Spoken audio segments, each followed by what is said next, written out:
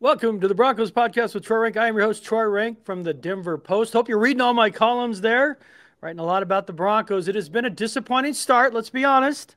Call it like it is, 1-2. We thought, at least I did, they'd be 2-1 at this point. They could be 3-0. Problem is, they could be 0-3. It has been a very odd start. The sputtering offense has played part of that. Defense unable to finish in the fourth quarter. They've shown promise at times, but to get to that next level, can they beat good teams? And they have a chance for a get-right game against the Bengals, a Bengals team that has no Joe Burrow. All the cachet and the sexy appeal of this matchup was lost when Joe Burrow was unfortunately hurt and lost for several months with toe surgery. So the Broncos have a chance in a marquee game, standalone game, to show, hey, those walk-off losses are not going to define us. Put a little distance between themselves and opponent for once. Have a convincing game. Maybe even Bo Nix play well under the lights, which he did last year in multiple occasions. So I will be joined by my great colleague, Parker Gabriel from the Denver Post. We're going to look at some of these questions facing the Broncos through 3 weeks. What is their offensive identity? Is Evan Engram ever going to play, and will he be a factor? How much will that help Bo Nix? And can the pass rush finish when it matters most? We're going to get to all of that after the break. Have you been injured in a car wreck or hurt at work? What are you waiting for? Give my friends at Hoggatt Injury Law a call. Their motto with us, it's personal. It's because it is. I've known Darby Hoggatt forever. We became good friends. Many of Darby's clients become his good friends. It's just the kind of guy he is. You don't even have to pay Darby up front. If your case goes as planned, Darby will be the one writing checks to you. So again, if you've been injured in a car wreck or hurt at work, give Darby's team a call. Write this number down, 1-833 HOGGATT. You can see it on the screen there as well. 1-833-464-4288, or visit the website at hoggattlaw.com. All right, welcome back to the Broncos podcast with Troy Rank. I'm your host, Troy Rank from the Denver Post. And what are we waiting for? Let's bring on my colleague, Parker Gabriel from the Denver Post, the lead beat writer on the Post. He's also there with Luca Evans. They're on the ground. Feet on the ground every day, providing you great coverage. And Parker now does this new element, it's an analysis of 7 things that you might have missed, 7 things you need to know about the Broncos after the games. It posts on Sunday night, and then a portion of it posts in the paper. Parker, what was the genesis of that? Because at some point you're going to just put that in a 3-ring notebook and make a book. I mean, those things are so in depth that I'm like, man, that's a lot after a game, but I know you enjoy it, allows you to dig deeper into the topics. Yeah, definitely. It's kind of like we've been posting it on Monday mornings kind of as a, some of this is not a comparison at all, but I think there's a place for, some of the all-time greats that have done this at a level that, I can't even comprehend. You get that sort of morning after read that's a little bit more in depth, whether it's about a team or obviously like Peter King set the bar for that for so many years league wide, where you're like writing all night and doing preposterous things. So this isn't exactly that. This is all Broncos, and it's just a chance. Pardon me. It's a chance to expound on some things that maybe you don't get to in the post-game coverage, or maybe that sort of spin the conversation or the thought process forward. It's been really fun. Brad Biggs of the Chicago Tribune does a monster version of it on the Bears beat. And so I picked his brain about it this summer and decided to just give sort of our own version of it a try. So I appreciate you shouting it out. It's been a good time so far, even though you end up your favorite cat gif on the keyboard. There's a lot of that as you go through the night. Yeah, it's just the beats change. And I was the Broncos beat writer. I was second on the beat to Mike Kliss in 14, and then in 15 I was the lead guy. And game stories back then were just a huge part of it, because they made the paper. Every one of them made the paper, and at length. You're talking about 35 40-inch game stories that just isn't present itself routinely. I mean, you're still a version of the game story, but it's now more critical analysis. Yeah. And it's just the way the audience has evolved because of the internet. If you want to just get a quick game story, it's there to touch your fingertips for a lot of outlets. So as the Denver Post, you're kind of trying to tell them what they don't know, take them where they can't go.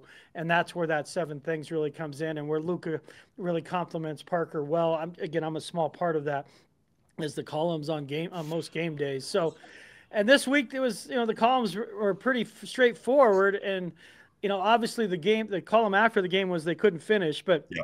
as we move forward and spin the topic forward, I wrote about this week about what do the Broncos do well offensively after 3 weeks? And I get it's 3 weeks. I believe me, I know small sample size from covering baseball for almost 2 decades, but at some point, a month into the season, you have to start doing something well, something you can hang your hat on. Sean Payton was asked about it yesterday. What did he say about that?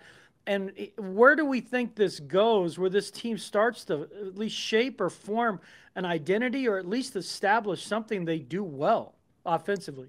Yeah, he said pretty categorically that, what sometimes there's things that when you watch, whether you're just a fan or whether you do what we do, or obviously you're watching very carefully, you're thinking about it, talking to people all the time, but you still don't know everything that happens. Obviously, every coverage, every the idea behind every pass play, whatever. Sometimes though, there's things that you could sit down and watch the game and come away and say, I'm pretty sure about this, and then that's right, obviously, and that so far has been that the offense has just been a little bit scattershot. They don't have that thing they can hang their hat on. And Sean Payton acknowledged that yesterday. He said, yeah, we're in the process of trying to form an offensive identity, but I don't think we have it yet, which, he talks a lot. Sometimes it's almost like self-fulfilling prophecy, the sort of race to improve over the first Right. month. And they, his teams have done a great job of being really good after a month. They just haven't always been good in the first month. And so, Right. that doesn't mean that their 2 walk-off losses aren't huge missed opportunities, or that it's, not frustrating for them to be, to go 3 and out 7 times and all that. I think he has shown in the past the ability to have a team in shape by the after a month in the season, and then rip off a whole bunch of wins and have great years and all of that. The thing about that is when you are asked to do that over and over again, pretty much every year, at some level, like there's some pressure in that of like, is that actually going to happen? And so, yeah, no, they don't really have an offensive identity. They haven't run the ball that well. They haven't, and when they have run the ball well, they haven't run it a lot. So they just have they've committed a ton of penalties. I mean, if they had an offensive identity right now, it would be like when you get to the high red zone, you can expect, the yellow flag to come out. So it's been a huge problem. And to me, it's like, two things can be true at once. One is that, they don't need to reinvent the wheel. They need to do a few things a little bit better. And if they do, they'll be in pretty good shape. And the second one is like, it hasn't been good so far. So those are like, you might say, oh, we just need to do 2 or 3 things better and we'll be fine. But yeah, I mean, you have to. So let's see. What's shocking to me is that in the first halves of games, and cap tip to Warren Sharp for this, because I was doing some of this research and then he had it already on his website. But Bo, when he's throwing in the first half these passes on the Broncos, essentially the thesis statement is they're terrible on early downs right now, first and second down. And they're terrible in ways you wouldn't expect. That Bo Nix has got these short passes either within 5 yards of the line of scrimmage, behind the line of scrimmage, and a 50% completion rate on those. That is shocking. That should not happen. And then the run game, their early down run success is the worst in football, essentially, by a lot of metrics, not getting anything over 5 yards consistently. And is that, when you look at it, because there were some remarkable stats for me in that game, like the fact that Dobbins had the 2 backs, Harvey and Dobbins, had 5 carries for no yards in the first half, but Dobbins only had 4, and he was at 0. And then I think, what was he at minus? He was at 4 for -4, I think, at halftime. Yeah, and so he gets like 83 yards in the second half but it's on 7 carries. So that, like, what's more remarkable, the total number of yards, the few number of carries? Or does this all tie back into, and we'll get into more of this, we'll wait on Engram, but is it because the Broncos can't win in the middle of the field or not winning deep? They had chances. Yeah. Bo Nix is kind of like, well, I'm not playing the perfect game. And I get it, Bo. I do. He's getting a little surly. I understand it. But you don't usually get 3 chances for passes like that. Usually you get 1, maybe 2. I'm going to tell you, Bo, if you're going to be a good quarterback in the NFL, one of those has to be completed. Typically, it's the one for the touchdown. Is it tied in, Parker, that the fact that they're not passing well in the middle of the field or deep, so the defenses are scooting up on them? Or is it the wide zone they talk so much about? When I watch them, it looks more like they're running power than they're running wide zone. Are they caught in between there? Because Dobbins, to me, has been their best offensive player. but you used the word scattershot. I think it's a great word. What are they running? Are they running wide zone? Are they a power team? What is their run plan?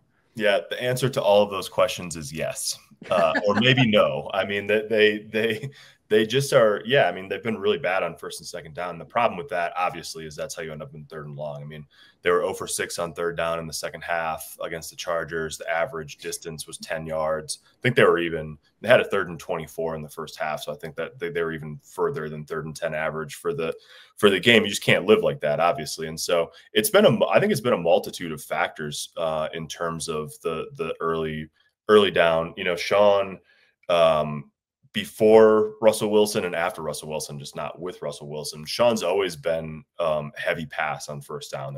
They've been near the top of the league in first down pass rate. He talks a lot about play sequencing, and they just have not cracked that code so far this year. It's always, it's the classic, like if you start with an incompletion on first down, then what do you do on 2nd and 10? Run a draw and end up in 3rd and 9. That's the sort of like, the conundrum you end up in. And so then you say, well, let's run it on first down. And then if you get stuffed, so they just have been, I don't know that predictable is the right word, but I think that they've just been sort of caught in neutral on when you don't have that passing, rhythm in the passing game.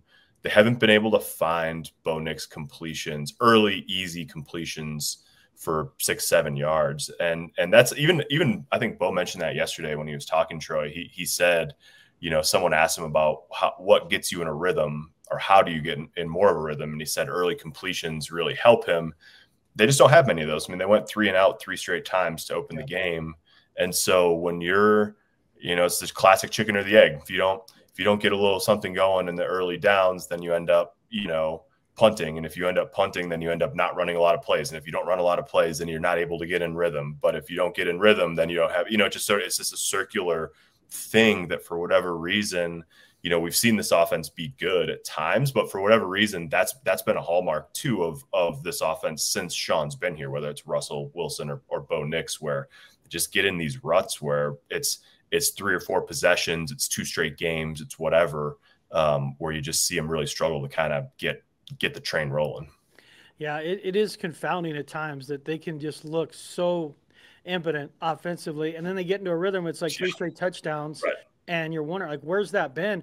I do struggle with the idea of how much Sean Payton struggles with sequencing, and that he reminds me, and you're a baseball guy, he reminds me that I wrote this in my column. I think I wrote it somewhere, that when a baseball pitcher, like his best pitch is a change up, so he's saving it as an out pitch or a swing and miss pitch the second time through the order. So he's going to be fastball, curveball, first time through the order, and then he's got this changeup, but he never gets to the changeup because he's knocked out of the game. Yeah, right. The second time through the, and so we always talk to Sean. He's like, "Well, we couldn't get to it. We couldn't get to it. You only run 52 plays, essentially 46 plays. Like the other team's running like 25 to 30 more plays than you a game. At some point, you have to adapt to what your eyes are telling you within the game. Like you're running a script that was put on a whiteboard on Wednesday night. It's not working on Sunday. What are we doing well right now? Like, that's where I wish like Lombardi or Carmichael will be like, abandon, abort, run the damn ball. Let's get some momentum going and we'll get back to the script. And that part to me is a little frustrating for someone who's such a brilliant play caller, because he can dial it up still with the best of them. But it does feel like when they don't get into rhythm, it's like this racehorse. If he gets off to this bad start, that it's like, well, that might be the race today. And, we're going to have to wait till next week at Arlington or wherever our next track is. Yeah, it's interesting because, that there was an interesting piece in The Athletic before the season about play callers and how they sequence and who's hard to deal with. One of the things that a defensive coach said about Sean Payton was all of the different personnel groupings, which I know you love, Troy, early in the game, the line shifts in and out, but also what teams are doing with their openers essentially is, they're trying to determine how defenses are going to play certain looks. How are they going to defend us in 11? How are they going to defend us if we have Troutman and Evan Engram on the field together, which we haven't seen much of so far this year? How are they going to defend us in Pony if we have Harvey and Dobbins in the game? 4 wide, empty, heavy, whatever. And then you start to you're gathering intel basically. But you also obviously want to move the ball and score with your openers too. And so the thing that I just thought it was sort of strange against the Chargers last year in week 16, they had all this run game stuff in their early script. and they scored touchdowns, I think, on their first 3 drives. And it was cool. And it was like Mims in the backfield, and Blake Watson in the backfield, and all this razzle dazzle. And then they came out on Sunday, and it was all this RJ Harvey stuff after we'd mostly seen Dobbins early in the game the first 2 weeks. And I don't know what exactly that is. If it's like you think you're going to get more beneficial looks for RJ Harvey and you're trying to get him in rhythm, like that's a fine justification. Is it overthinking of they're expecting this and we're going to zig and zag and do this? Like, I just don't, Sean's talked some about that, but he's never going to really go into, I understand why he's never going to go into like real detail about like why they do certain things or what the plan is or what they thought. So, unless sometimes when it works really well. So I don't know. Like, I wasn't sitting there going like, what the hell are they doing? This is so stupid. But like, I was watching it and I was going, I'm not quite sure what they're after here early in the game. And in this case, obviously it's easy to say that when it doesn't work, but in this case, it clearly did not work. Yeah, it just felt like at times, and this has been a hallmark of Peyton, that when you look back at games where they've struggled, at times he gets too cute for me. He's too smart for his own good. He can't get out of his own way. He can't help himself. And then there's times they get into a rhythm. You're like, oh my God, this is why he had one of the top offenses for 15 years. It all makes sense. Typically that's against NFC South teams, it feels like, that he owns. Well, it's funny, Troy, because like if Mike McGlinchey was calling plays, which someone asked him, I think at the beginning of the season, like, do you ever say, hey, we need to do, and he was like, no, I don't do that. But if Mike McGlinchey was calling plays, they just run wide zone like 14 straight times to start the game. And that would be like, some weeks that would look brilliant. And then some weeks they'd be like, well, they have 3 yards after 4 drives and they've punted. But like somewhere in between the, like, and some of it is just Sean. I think this gets to the identity question of like, they're still trying to figure out what it is that they should be coming out and trying to lean on early in games. But, it's time at this point in the calendar to have that figured out and to have an idea of like what you want to get straight to when a game starts. I agree completely. It is beyond time. And maybe there's the answer at tight end, and we're going to get to that after the break about Evan Engram. What is his role going forward? Listen, when you face curveballs from family challenges, divorce, legal separation, child support, alimony, custody, you need a lawyer who understands human dynamics, the courtroom, and is willing to fight for your rights. You need Ted Shih. Ted is a graduate of Cal Berkeley Law. He brings 40 years of courtroom and 20 years of family law experience to your corner. Ted has been a social worker, a police detective, but first and foremost, a trial lawyer. He has tried cases across the country and across Colorado. Martindale Hubbell ranks Ted among the top lawyers in the U.S. You want an expert to navigate your family challenge? Call Ted. Ted's passion is putting you first. Ted will work to settle your case, but he's not afraid to go toe-to-toe in a trial to protect your interests. Ted can be reached at theoshih@aol.com. That's TheoShih at AOL.com, or call him at 303-475-2981. That's 303-475-2981. Ted promises to respond to your concerns within 24 hours, 365 days a year. Welcome back to the Broncos Pod with Troy Renck. I'm your host, Troy Renck, from the Denver Post. Now we come into the question of, man, the Broncos. Sean Payton talks about the triangle in the middle of the field, and we'll bring Parker Gabriel back on here. That triangle in the middle of the field is where you win games now, a lot of times in the NFL. And we thought when they got Evan Engram, they would have a mismatch guy. I don't even want to use the word joker term. It's become trite. It's just a mismatch.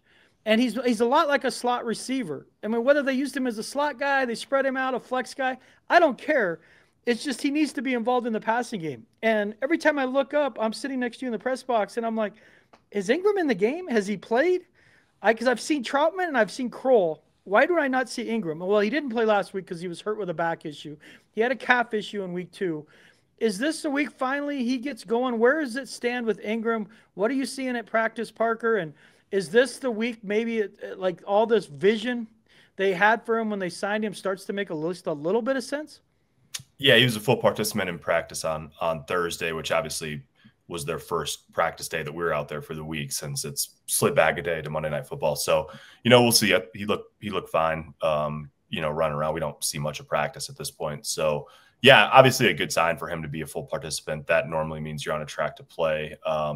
And then it'll be interesting to see kind of where his play percentages land. It's a little hard to tell because of the calf issue in week 1. He missed all but one play, I think, from the middle of the third quarter to the end of the game. Obviously didn't play last week.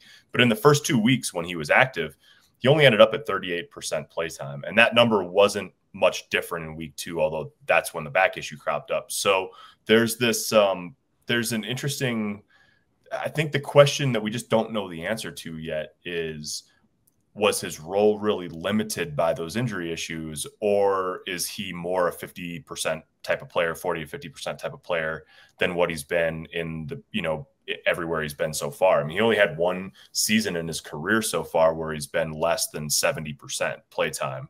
And now he's like in territory of about half that. So that to me is the question. Sean Payton kind of just said, was asked about it last week, just said, it's too early to tell because, small sample size, early season, all of that. I'm a little curious, they don't want him blocking at the point of attack 20 times over the course of a game, but it does make an interesting question if you don't feel like you can put him in the game without one of the other tight ends being in the game too. I mean, that changes the complexion of sort of how you're using him, what matchups you're going to get, all of that. So that's definitely something to watch. They haven't been able to play him at the same time as Nate Adkins so far, and Adkins has some of that versatility where maybe it's a little bit tougher for defenses to figure out how to play them. Is that 11? Is that two tight ends? Whatever. So that to me will be interesting to see. Adkins just kind of getting back in the flow of things last week, and you could tell. But they need him to be they need Evan Engram to be a matchup problem. They need him to be the kind of guy that you can throw the ball to 10 times a game. And they need him to be the kind of guy that can take some pressure off Bo Nix in the middle of the field, because we've seen, the struggles. All you have to do is look at the dot chart to see that they're not getting a ton of production in the middle of the field. And that should be where Evan Engram, makes plays, even if they're not big seam routes. Like, you want to be able to sit him down, in zone. Sean Payton said that he didn't think they got a single snap of man coverage against the Chargers. Like, you need a guy who can sit there in the middle of the field and feel out his zone and get you 6 or 7 easy yards. Yeah, exactly. That's what a good tight end does. They just, whether it's, you call it a choice route, option, he just sits. He just sees the soft spot and sits, and you get 7 yards, and it's 2nd and 3. We watch Baltimore do this all the time. We've watched the Chiefs do it all the time. We watched even the Cardinals do it to some degree last night with Trey McBride. Like, your tight end, if he's a pass-catching tight end, should be 5 to 55, 60 yards every week, it feels like. And there's going to be a few weeks where he gets taken out, but it's just this idea that Engram is struggling to get on the field. And again, it would be easier to rationalize with Troutman, except in the last 2 games, he's had 2 huge penalties. Yeah. He's not particularly a weapon in the passing game. And for me, he's become like Sean's little Jordan Humphrey. He's this coach on the field. He knows the offense. And I get it. If you have one conversation with Adam, the idea of him coaching the day after he retires is very easy to see. But that's different than production on the field. And again, if Engram is suddenly declining and somehow get closer to a wash player than a great player, that's a concern to me. Yeah. If he can't beat out Troutman for snaps, it's like signing a guy to hit, be a right fielder and hit fifth, and then, he's platooning, right, and he's only playing against lefties or so. I'm like, wait, what are we doing? And so that I can't believe this is it. I want to believe it's the injuries, or they totally missed on him, or he's hurt. And the hurt part is part of it. That is still a concern, because guys who get hurt early in the season, it's typically hard for them to stay healthy. Yeah, especially with the back. I mean, that I think that's the thing to kind of watch. And, that you can manage that. And the thing about Evan Engram, he's 31.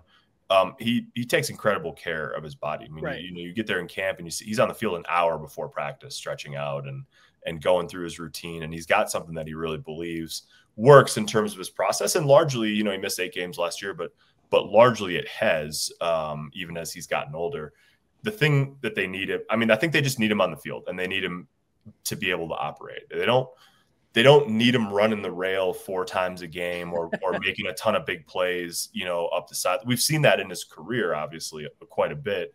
And he's going to need to do some of that, but that doesn't need to be the genesis of his game. He doesn't need to be Tyler Warren. It'd be great to have a Tyler Warren, but that's not what he is, and that's not where he's at in his career, and that's fine. He could have a really productive 65 catch, 650, 700 yard season that does a lot of good for the offense and helps in other areas without coming out of every week and thinking, man, this guy just makes explosive plays. That's not, it's fine if that's not the way it goes. They can have a really good offense if that's not the way it goes. But they need him to obviously, be on the field, be available. You've seen it all. I mean, I can think of probably 3 off the top of my head of those short throws to Troutman or Krull that have been wide too. I mean, Bo's got to hit those obviously when they're there for the taking, but he and Evan Engram worked really hard to get on the same page in terms of navigating zones, how to feel things out, what different looks mean. And they just haven't had a chance to put any of that into practice so far this year.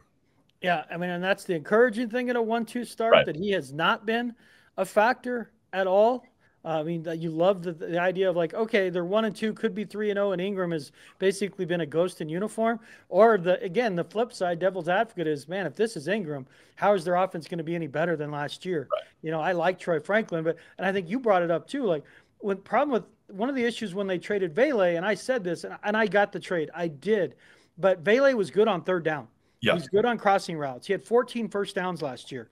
Yep. I mean, he was a guy, he was like a mini version of Cortland Sutton at times with slants and crossers. And so somebody's got to do that, whether that becomes Franklin.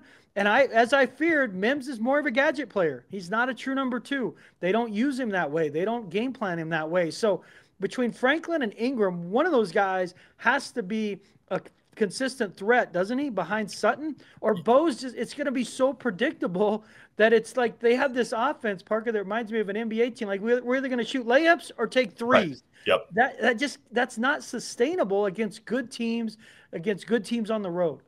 Yeah, and the thing about it, Troy, is like, even if you want the genesis of your offense to be, 3-pointers and layups, which that's sort of the way the NBA works now in some ways, like, you still have to you want the guy that comes off the bench who, your 6 man who's playing a lot of minutes, like, that's the guy that has to be able to hit the mid-range jumper and score in volume and all of that. And that's sort of like what you're looking for over the middle of the field. You don't want your whole offense to be throwing the ball to the tight end between the hashes, but you have to do it sometimes. I think it might be Pat Bryant. Okay. That would be nice. The next several weeks. So we would just, you've seen the willingness to catch the ball in traffic in the middle of the field, the willingness to play tough. He's good in the run game. He's almost like he's like little Jordan Humphrey with some juice, and obviously he's 22, he's a rookie and all of that. So I'm interested to see if they can, but then you're playing a lot of, you're either taking receiver snaps away from somebody or you're playing a lot of 3 and 4 wide. But to me, he's the guy that has that ability to maybe, replicate some of the middle of the field stuff that they lost with Vele. And yeah, I mean, listen, like, the thing about Vele is, look what they got for him. They got 2 picks, including a 4th rounder for him, because he's a good player, because you're going to lose something right. when you trade him away. And that doesn't mean it wasn't a good deal. Like, obviously they got, tremendous value for him. It's just a matter of, you got to figure out how to replace some of that production. And that we just haven't seen that so far through 3 games. Yeah, again, it goes back to, who are they? What do they do well? I think I would hope we walk away on Tuesday, late Monday night, early Tuesday morning, and say, okay, we're starting to have at least a feel of what they're going to emphasize, because you get good at what you emphasize, and they need to figure out what it is they do well. If it were me, I would run and I would run and I would run, and I would just establish a physicality with the strength of the team being the line and J.K. Dobbins, and then spin off of that.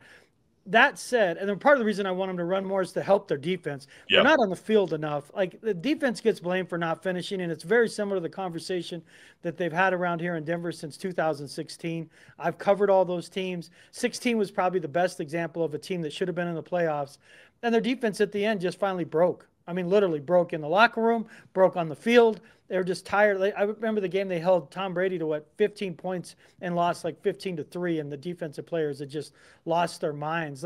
And that, I'm not saying that would happen with this group where they fracture, but you can't be on the field 25, 30 more plays a game and be effective. And that's where this complementary football equation comes in.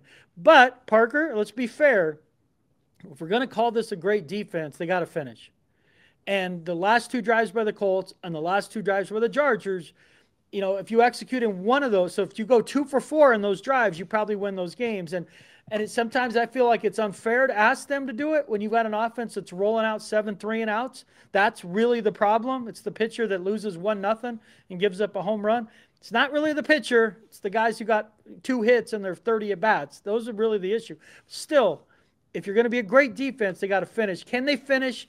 Can the pressure cause problems with Jake Browning playing for Joe Burrow? Have, again, the get back to our headline, the get right game for this defense where you win 31-10 and you get 6 or 7 sacks?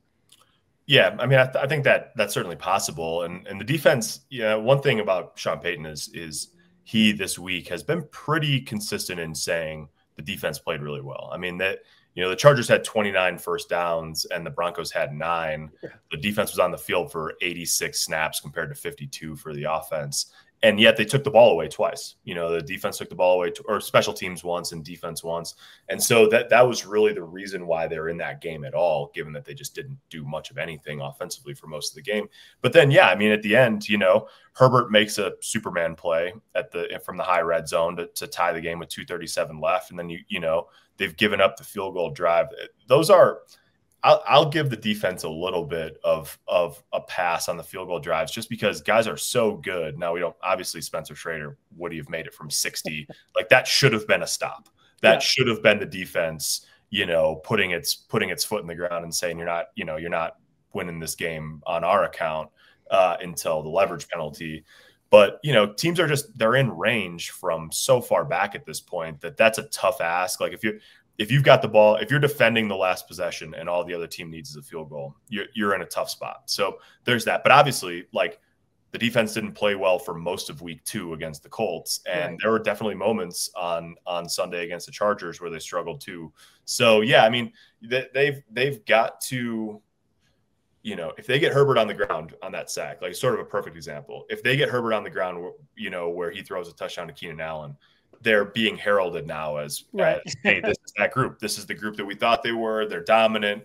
Nobody can score on them in the red zone. They made clutch stops when they had to, so on and so forth. And, instead it's a different tenor of conversation.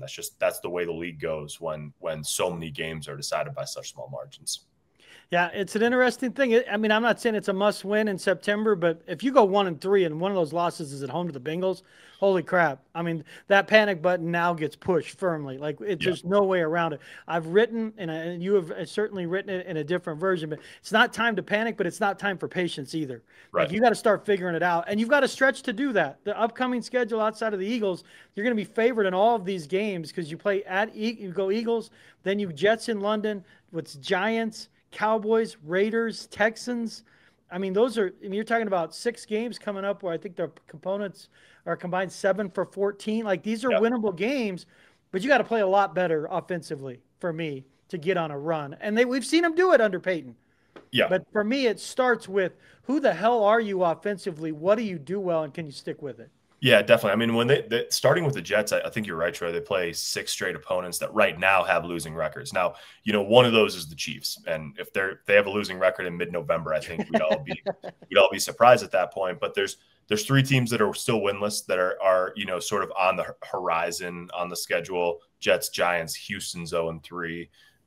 And then when you get back from London, you play 4 out of 5 at home, right? Plus the bye week, plus a mini bye with a Thursday game. Like, there's a lot of rest on the schedule after London, even though they don't get the bye week when they come back. And there's a lot of time at home on the schedule when you get back from London. And to me, like, that's what I was saying this, before the Chargers game last week too, is that's a chance to really, that stretch is the one where if you look at the schedule a little bit more globally, which obviously coaches, players, teams don't do, but we can do.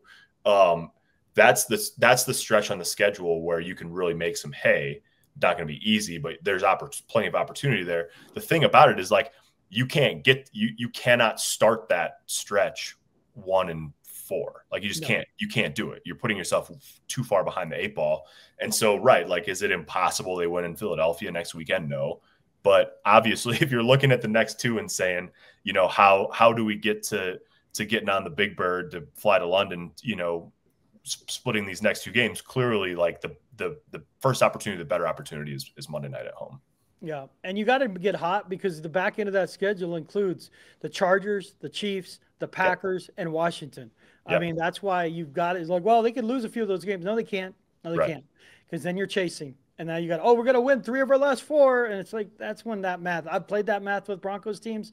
almost never works out. Even Peyton's first year, it didn't work out. You Yep. don't want to be playing that game. You want, at least last year, they gave themselves a little space, and they lost 2 games to the Chargers and Bengals and still made the playoffs. So, Yep. Parker, your stuff's fantastic. You can find his stuff at the Denver Post. He's on Twitter at Parker J. Gabriel, right? I think I got that right. You got it. Where he'll tweet out all his stuff. Luca Evans is Lucaevans. His stuff you can see on Twitter as well. My stuff's at my name on Twitter and Facebook. You cannot get better coverage from these two guys. I'm blessed to be a small part of it. Hopefully, this is the get right game. It feels like I'm writing about coaches that getting fired, can't make right decisions, can't find identity. Welcome to the world of columning, Troy. Yeah, I love it, but it's like I'd like a different narrative after Monday, which is okay. Now we figured out who the hell they are offensively. Parker, thanks for joining me again. I could not do this pod without Ted Shih's family law practice, Darby Hoggatt, my A1 from day one of Hoggatt Injury Law, and of course Danny Bailey behind the screen, Nate Lundy of Mile High Sports. They make this possible. Broncos country, I do this pod for you. Happiness that begins with me. Go out there and have a great day.